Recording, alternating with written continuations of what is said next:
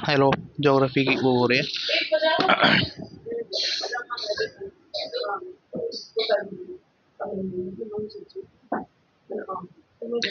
ब- भारत की अवस्थिति।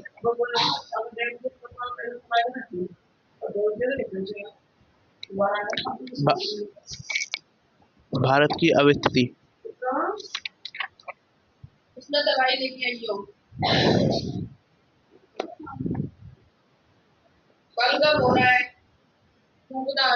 भारत की अवस्थिति के बारे में पढ़ने वाले हैं। देखो, अगर कोई भी व्यक्ति हमसे पूछता है, दीदी लीड लगा लो पे जाए थे। कोई व्यक्ति पूछता है भारत की अवस्थिति के बारे में कि भाई भारत कहाँ स्थित है ना, कोई भी पूछ सकता है। तो हम बोलेंगे कि ना आप विश्व के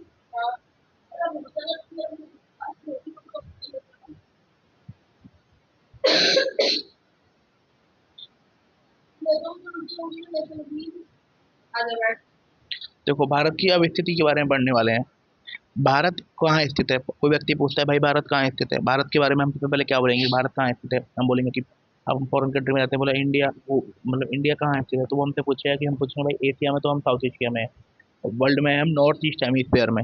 अब देखो, नॉर्थ ईस्ट हेमिस्फेयर, अगर हम अपनी अर्थ को ऐसे रखते हैं, ऐसे, तो अगर अपनी अर्थ को रखते हैं हम ऐसे, बीच में इक्वेटर हो गया नॉर्थ, नीचे हो गया साउथ, है ना, ऐसे वेस्ट, और ये ईस्ट, ये लैटिट्यूड हो गया जिसे हम बोलते हैं अक्षांशीय, इसे बोलते हैं हम देशांतर। तो हम ऐसे, तो हम नॉर्थ ईस्ट हेमिस्फेयर में पड़ गए।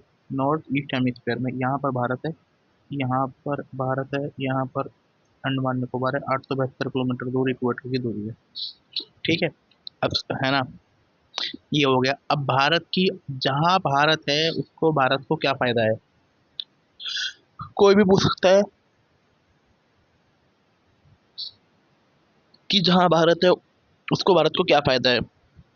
एक तो भारत को ना कर्क रेखा, भारत को कर्क रेखा बीच से काटती है। कर्क रेखा भारत से बीच से गुजरती है, ट्रॉपिक ऑफ कैंसर। ऊपर वाला हिस्सा जो है वो शीतोष्ण है, नीचे वाला हिस्सा उष्ण कटिबंध है। शीतोष्ण मतलब टेम्परेट, नीचे वाला ट्रॉपिकल, है ना। इसकी वजह से क्या सिस्टम हो रहा है, और जो कर्क रेखा गुजरती है वो भारत के 8 राज्यों से गुजरती है। GRMMC, GRMC, JH, JHV, JV, TM, JWTM, है ना, ये हो गई। ये भारत के 8 राज्यों से गुजरती है कर्क रेखा। ओ, भारत हिमालय के दक्षिण में है।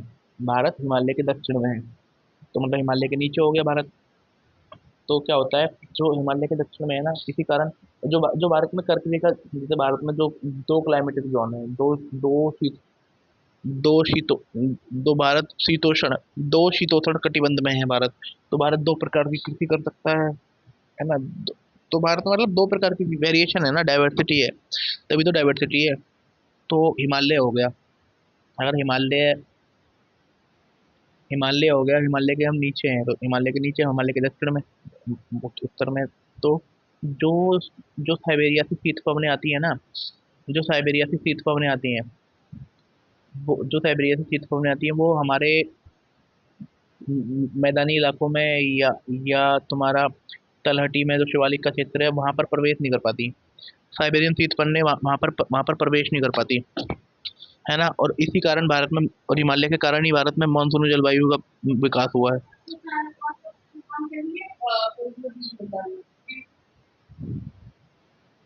भारत की जो तटीय सीमा है ना, वो 7500 किलोमीटर लंबी है, जहाँ कई बड़े बंदरगाह स्थित हैं। भारत तटीय क्षेत्र में, और जो 7500 किलोमीटर लंबी है ना, इसी से ना भारत में ना, आप हम मछली पाल सकते हैं, ट्रांसपोर्ट कर सकते हैं। भारत हिंद महासागर के शीर्ष पर स्थित है। भारत ना दक्षिण पूर्व एशिया और यूरोप के साथ, यूरोप के व्यापार के ना बीच में आता है। इसका अब जब भारत की तटीय सीमा लंबी है, जब भारत की तटीय सीमा लंबी है तो भारत को जीवाश्म की प्राप्ति होगी, है ना। और तो इससे भारत पर्यटन विकसित हुआ है, तो पर्यटन विकसित होगा।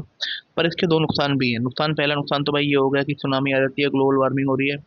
ग्लोबल वार्मिंग हो रही है, उससे ना वैश्विक ताप वृद्धि हो रही है, तो उससे क्या हो रहा है, समुद्र के जलस्तर में वृद्धि हो रही है, तो इससे हमारे जो मुख्य शहर है, मुंबई मुंबई, इनके डूबने डूबने का खतरा है। अब हम भारत का अक्षांशीय और देशांतरीय विस्तार पढ़ लेते हैं। एक सेकंड, मैप बना देता हूँ मैं। पहले यूं, फिर यूं, फिर यूं, फिर यूं, यूं, यूं, यूं।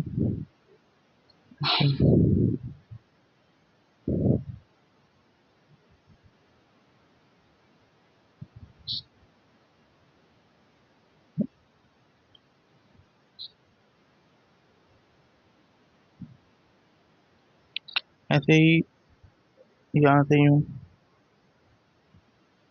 यूं, नहीं, थोड़ा सा यूं करो, थोड़ा सा यूं।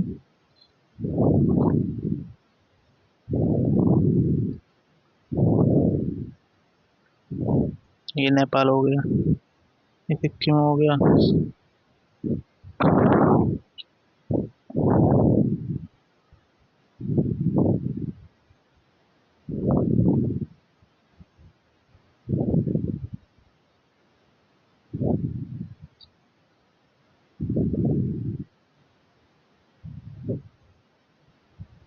ना, यूं करके, यूं, यूं, है ना, यूं मैप बन गया। तो ये ये अंडमान निकोबार हो गए। यहाँ से ये देखेंगे तो 37 डिग्री 6 है, 37 ये ये 8.4 है। ये हो गया तुम्हारा 6.45, है ना। ये 97.6, 97.25 है ये, और ये 90, ये 68.7, ये हो गया। ये बना दिया, बहुत बढ़िया। अगर हम भारत का अगर हम देखें भारत को, तो ना आप ये मान लीजिए, अक्षांशीय और देशांतरीय विस्तार,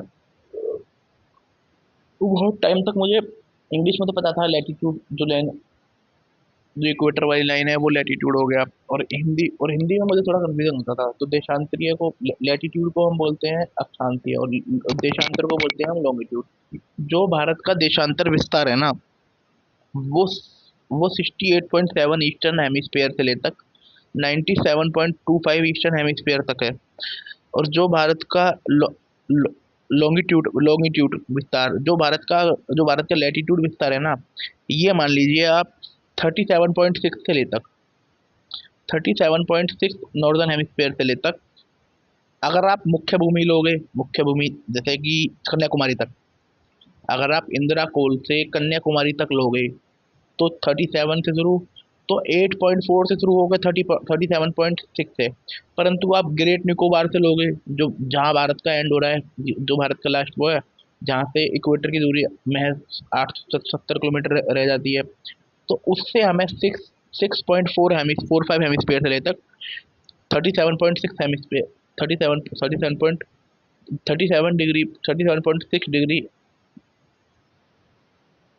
northern hemisphere, latitude northern hemisphere पड़ेगा। ये है, समझ में आ गया। देख रहा है विनोद कैसे हम सबको पागल बनाया जा रहा है। Well done. अब हमने भारत की वैसे पढ़ लिया, अब हम भारत की आंतरिक जानकारी के बारे में पढ़ रहे हैं। देखो, 1 मिनट के लिए, है ना। अब जैसे जो भारत है ना, एक सेकंड, मैप बनाना पड़ेगा, तभी मैप बनाने की आदत लगेगी। इस बार इधर से मैप बनाता हूँ।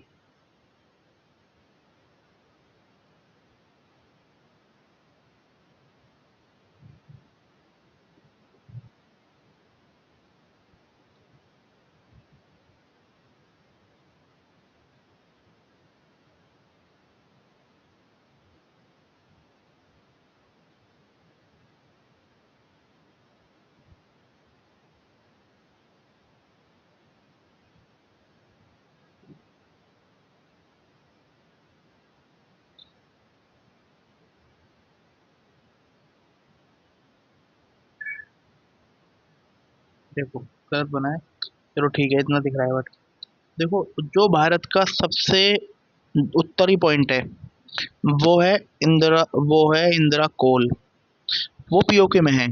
तो विवाद है इस पे अभी, पाकिस्तान ने कब्जा कर रखा है, योगी जी आएंगे तो छुड़ा लेंगे। और लेकिन जो नॉन विवादास्पद है वो है तुम्हारा NJ989842, NJ9842, NJ9842। और जो सबसे दक्षिण पॉइंट है वो है कन्याकुमारी, परंतु मुख्य भूमिका, परंतु आप वैसे देखोगे कि यहाँ ग्रेट निकोबार पड़ते हैं। यहाँ पर सबसे दक्षिणी पॉइंट बनेगा इंदिरा कोल, वो डूब चुका है सुनामी में, उसके बारे में आगे पढ़ेंगे। यहाँ पर दिबाचू, हाँ किबूथू, और सबसे पूर्वी पॉइंट किबूथू वालंगा, और सबसे सबसे वो तुम्हारा ये वाला पॉइंट पश्चिमी पॉइंट गौर माता या गौर माता, मेन पॉइंट मध्य प्रदेश का करौंडी। ठीक है, आगे हम पढ़ चुके हैं किबूथू या वालिंगू। अब हम पढ़ने वाले हैं, अब हम कर्क रेखा के बारे में पढ़ चुके हैं, 2 कटिबंध में बांटती है 2 बार। एक हाँ, रांची रांची सबसे निकटतम राजधानी है, माही नदी बीच से काटती है, ये सब हम पढ़ चुके हैं। ऐसे ही हम राष्ट्रीय वो भारतीय मानक समय रेखा। अब देखो अब सिंपल पॉइंट उठता है कि ना, एक तो ना जैसे जो हमारा वो विस्तार है वो हमारा 67 पॉइंट नहीं, अरे हाँ 67 पॉइंट क्या था यार, एक बात ठीक होता है, 68.7 है, 68 है, मान लो 68 है, और ये हमारा 98.7 है। एक सेकंड, ये हमारा ये 97.25 है, 97.25 और 68.97, ठीक है। तो यहाँ पर ना मैटर उठता है, तो तो ये होता है कि हम अपना समय, इसके बारे ग्लोब पढ़ेंगे तो हम पढ़ेंगे हम समय कैसे निकालते हैं। तो ये होता है कि हम अपना समय कैसे डिसाइड करें। तो इस बीच क्या हुआ, हमने ना जो 82.5 है ना, 82 पॉइंट आधा, वहाँ से हमने भारतीय मानक समय रेखा डिसाइड कर रखी है, भारतीय मानक समय रेखा डिसाइड कर रखी है। अब इस पे जो भारतीय मानक समय रेखा है और जो कर्क रेखा है वो एक दूसरे को छत्तीसगढ़ के सरगोजा में काटती है। अब मैटर उठता है भैया, ये अब आप हमें ये बता दीजिए, वो पूछते हैं कि आप हमें ये बता दीजिए कि कौन कौन से राज्य से भारतीय मानक समय रेखा और ये ना जो जो इंटरनेशनल टाइम वो है वो 0 डिग्री है, वो लंदन के पास ग्रीनविच है, वहां से गुजरती है। तो भारतीय मानक समय रेखा है, इस पे 5 राज्य पड़ते हैं जो वहां से रेखा गुजरती है, UP UP MP, Chhattisgarh, then तुम्हारा उड़ीसा और आंध्र प्रदेश। देख लेते हैं, हाँ हाँ हाँ हाँ, सेम सेम सेम, ठीक है। अब जो 0 डिग्री है ना, जैसे ये मैप वर्ल्ड मैप बन रखा है, ये अफ्रीका हो गया, ये यूरोप हो गया, तो जो 0 डिग्री है, जो 0 डिग्री लाइन है, तो उस वो कौन कौन से कॉन्टिनेंट से गुजरती है, एक तो यूरोप से, अफ्रीका से, और अंटार्कटिका से, है ना। और ओशियन, ओशियन इसका है पहले तुम्हारा, ओशियन मान लीजिए आप, पहले हो गया आर्टिक, अटलांटिक, सदर्न ओशियन, ऐसे ये 82.5 का एशिया एंड अंटार्कटिका, दो वो हो गए कॉन्टिनेंट।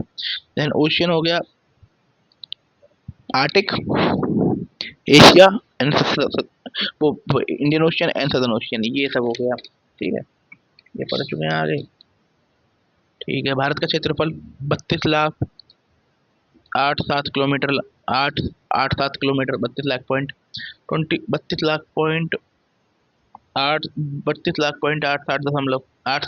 है ना, ये है क्षेत्रफल।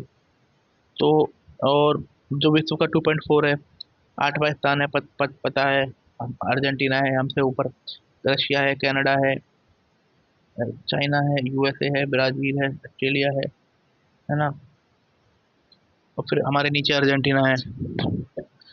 और हमारा उसके हमारे हमारे सबसे बड़ा राज्य है राजस्थान है, जिसके पास 10.4% 4% लैंड है। फिर तुम्हारा एमपी है, फिर तुम्हारा महाराष्ट्र है, फिर तुम्हारा यूपी है, ये हो गए। देन छोटे में हमारा गोवा है, सिक्किम है, देन त्रिपुरा और मिजोरम, ये सब है। अब हम नॉर्थ ईस्ट के बारे में पढ़ने वाले हैं। वो हम पढ़ने वाले हैं, देखो अब हम ना नॉर्थ ईस्ट पढ़ने वाले हैं। नॉर्थ ईस्ट बहुत बहुत सही है, मतलब मुझे बड़ी खुशी होती है मैं नॉर्थ ईस्ट के बारे में जान पाया। ये हो गया, ये आपका सिक्किम है ना, ये ऐसे लेके ये हमारा अरुणाचल बन रहा है। मैं नॉर्थ ईस्ट ना मैं सिंप्लीफाइड मैप बनाना सीखना चाहता हूँ, पर मेरे को आ नहीं रहा है ना। सॉरी, गलत उल्ट उल्ट बन गया। ये मेघालय हो गया, ये ये अरुणाचल अरुणाचल हो गया, ये नागालैंड हो गया, ये मणिपुर हो गया, ये मिजोरम हो गया, ये त्रिपुरा हो गया। देखो नॉर्थ ईस्ट में ना 2 पॉइंट, जैसे भारत का 32,87 लाख किलोमीटर का एरिया है, जो दुनिया का 2.4 है। दुनिया का 2.4 है, दुनिया का 2 पॉइंट, हाँ दुनिया का 2.4 है। वैसे ही जो नॉर्थ ईस्ट का क्षेत्रफल है ना, वो 2.62 लाख किलोमीटर है ना। ये अब समझ गए हम। यहाँ पर 7 राज्य पड़ते हैं, सिक्किम को और वेस्ट बंगाल को हम नॉर्थ ईस्ट में नहीं गिनते, है ना। सबसे बड़ा है यहाँ पर अरुणाचल, देन असम, असम की बाउंड्री सबसे लगती है। देन आपका हो गया मणिपुर, जहाँ पर अभी अशांति है। देन मेघालय, देन नागालैंड, नहीं मणिपुर मेघालय मिजोरम, मिजोरम, देन नागालैंड, देन त्रिपुरा। समझ में आ गया? देख रहा है विनोद कैसे हमको पागल बनाया जा रहा है। ठीक है, ये हो गया नॉर्थ ईस्ट, नॉर्थ ईस्ट पढ़ लिया। अब अगले आगे आते हैं हम।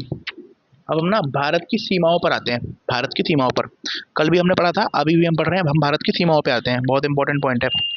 जैसे जो जो आप ये मान लीजिए, जो भारत की स्थलीय सीमा है ना, वो 15,200 किलोमीटर है। इसमें 16 राज्य पड़ते हैं और 2 यूटी पड़ते हैं। 16 राज्य मान लीजिए, यूटी तो आप जे एंड के मान लीजिए, और आप ये मान लीजिए जम्मू कश्मीर। जे एंड के